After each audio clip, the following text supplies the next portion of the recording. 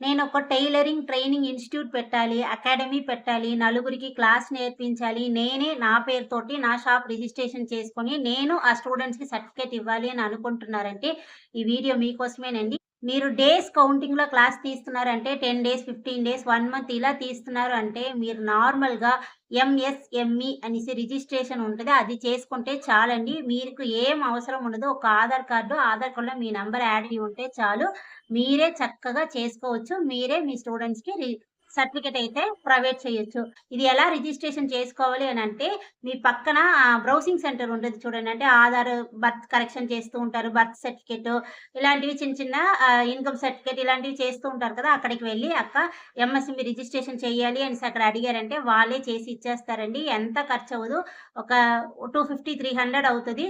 తర్వాత pin number అయితే మీకు మెయిల్‌లో అయితే వస్తది. ఆ పిన్ నంబర్ ఉంటే చాలు. మీరే మీ స్టూడెంట్స్‌కి చక్కగా సర్టిఫికేట్ అయితే మీరు సైన్ చేసి ఇవ్వొచ్చనమాట.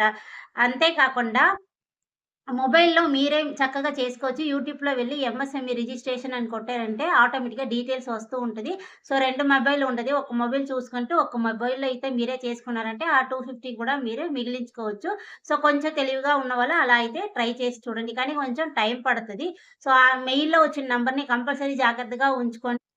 సో, ఇది మీకు ఎంత వరకు యూజ్ అయింది అనేసి కిందన కామెంట్ బాక్స్‌లో కామెంట్ చేయండి. ఈ వీడియో మీకు యూజ్ అయింది అనుకుంటే లైక్ చేసుకోండి.